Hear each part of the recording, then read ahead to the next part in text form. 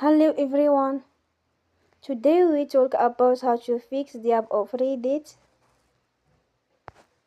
We will go to settings, then we click on apps. After that we will search the app Reddit and we click. They will on for stop. After that we will go to storage.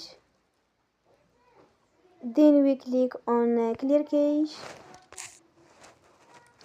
In the end, you will turn off your Wi-Fi and you will turn again.